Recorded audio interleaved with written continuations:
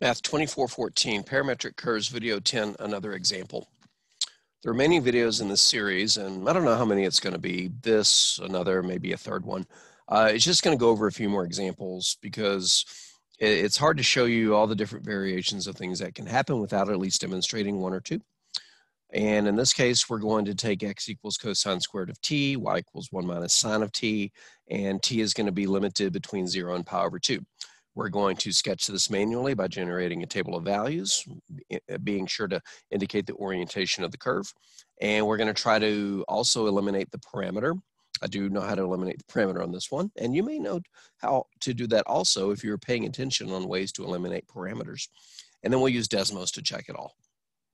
Now, I was going to make a table of values here like we did before, where we would just draw t, x, and y. We would start at 0, we would end at pi over 2. But if we're going to use technology to check our work, we might as well use technology to do the number crunching. And one of my favorite pieces of technology for number crunching is Microsoft Excel. Now, I've already got a table set up here, but I wouldn't worry about the lines and the borders. That's just me making it look pretty for demonstration purposes.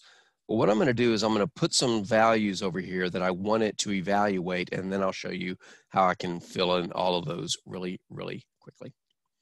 All right, so our t starts at 0, and it's going to end at pi over 2. And if we were doing this manually, we would just stop at convenient multiples of pi. Pi over 6, pi over 4, pi over 3. But I can use whatever I want.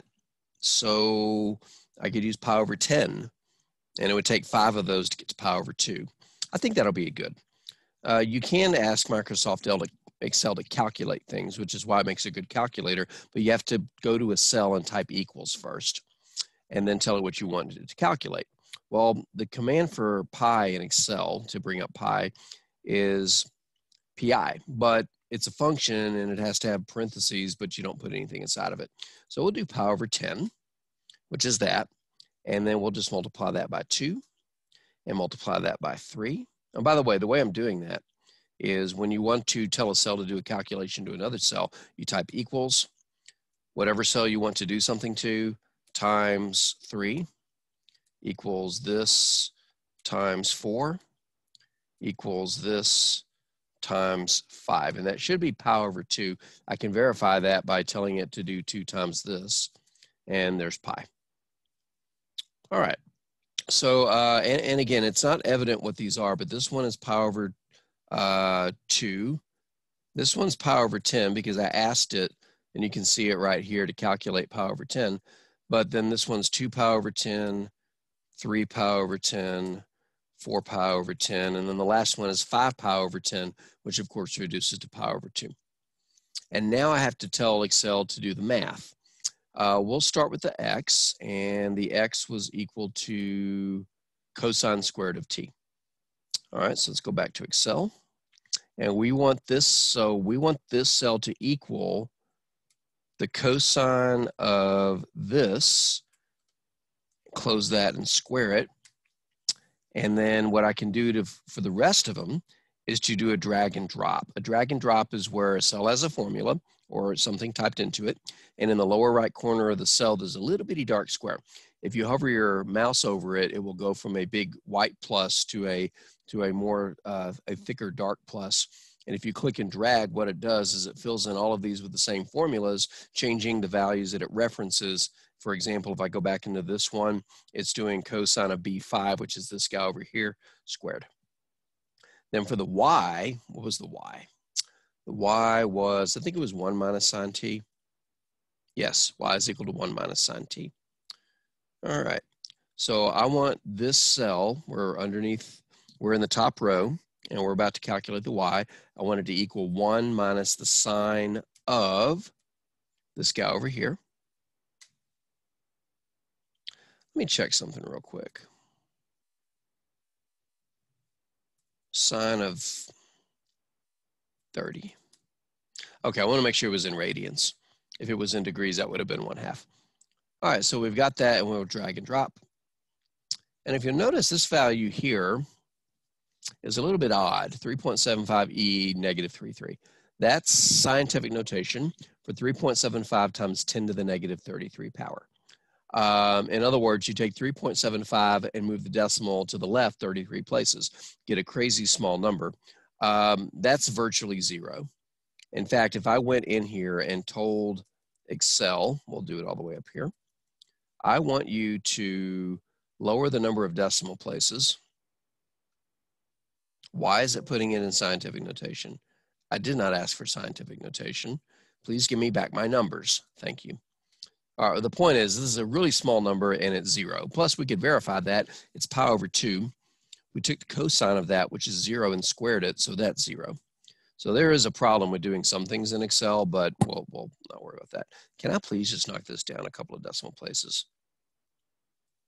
Oh, I know why it was defaulting to scientific notation, because one of the cells I highlighted was already in scientific notation, and so it just assumed I want them all in scientific notation. That was awfully silly of it. Let's auto fit these columns. Again, I'm doing a lot of Excel smoke and mirrors here just for my own benefit. And let's go ahead and throw all these into borders. There we go. All right. So now we've got these cells, these ordered pairs, because remember, we just made a bunch of ordered pairs by putting in some t-values. Let's plot them and see if we can figure out what this graph looks like, and then we'll eliminate the parameter and confirm it algebraically.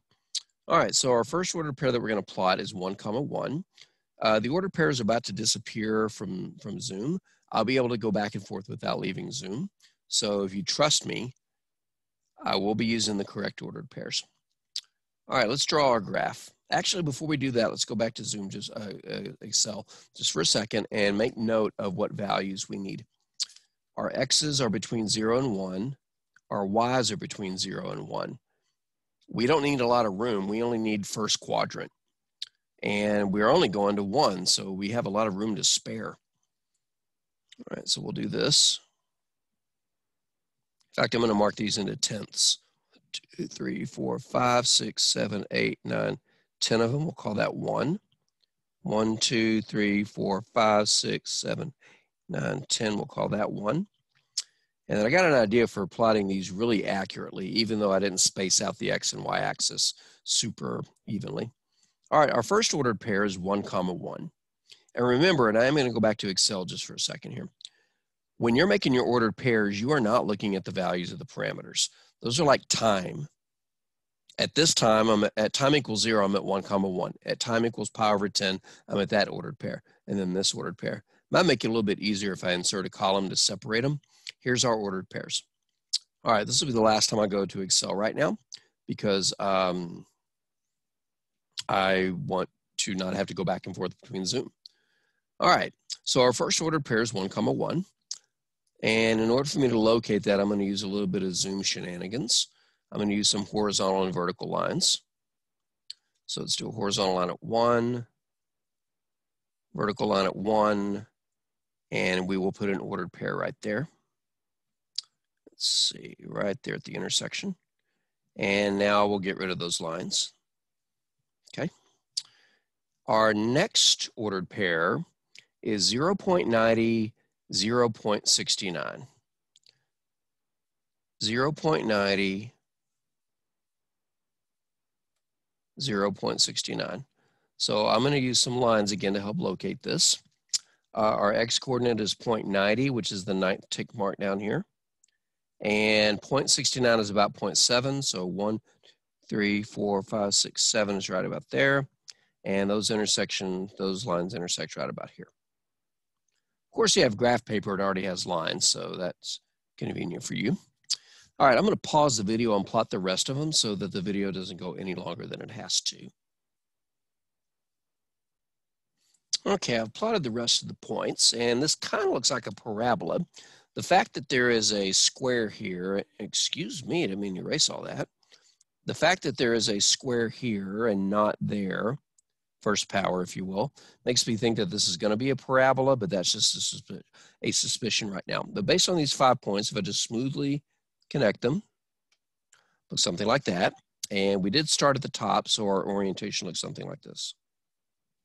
And those were evenly spaced out. So if you think about this, what we're saying is if t was measuring time, it would take the same amount of time to travel each of these 4 segments. So it would have to speed up to get that and then slow down drastically to get to the end. Okay, so let's see if we can eliminate the parameter. We'll do that on the next page. X is equal to cosine squared of t. Y is equal to 1 minus sine of t. And our parametric equations involve sine and cosine, and our trick for eliminating the parameter is to try to find a trig identity that can connect the 2 of them. In this case, the trig identity would be sine squared plus cosine squared. So I would like to know what sine squared and cosine squared equal. Well, I already know what cosine squared is. If I want to figure out what sine squared equals, I should isolate the sine over here and then square both sides. Let's move the sine to the right, the sine to the left, leave the 1 alone and move the y to the right. And then we can just square both sides. Since cosine squared plus sine squared is equal to 1, in fact, let me go ahead and write that down. Cosine squared t plus sine squared t is equal to 1. Then I can replace cosine squared of t with x, sine squared of t with 1 minus y squared, and that's all equal to 1. So if we solve that, we get something I wasn't expecting. Well, it's not a circle because the x isn't squared. If we FOIL out the first parenthesis, the only parentheses, we'll get y squared minus 2y plus 1. All that's equal to 1. And so if we solve for x, we get x equals negative y squared plus 2y, which should be a parabola opening to the left. Is that what I got in my picture? Ah, okay. I was fooled. I was thinking that what we were looking at was the bigger part of a picture like this. It is not. It's a bigger part of a picture like this. And the way I know that is that parabolas that open up and down have a squared x. Parabolas that open left and right have a squared y. So it doesn't matter how good you think you are. Sometimes you need a little bit more evidence, but the best evidence we're going to find is in Desmos. So we're going to graph the parametric equations, the ones that we started with. If I can get a box around them, hold on. We're going to graph these. And we are also going to graph this. All right, so let's start with the parametric equations. Let's go to Desmos, please. Okay, got all this mess still in here. Let's get rid of all these sliders. Don't need those. And our f function was cosine squared of t. And our y function was 1 minus sine of t. And our range for our parameter was between 0 and pi over 2. So there's the curve that we have. And if we were to type the rectangular equation, it was x equals negative y squared plus 2y, and looks like we nailed it. So it does take some practice, and let's go ahead and animate the point on it to make sure. And I need to change the range of our parameter because it's only going from 0 to pi over 2. And let's make sure that we get what we think. We do. Starts at the top. Can't really tell, but it's sped up a little. Now it's slowing down as it approaches that point down there.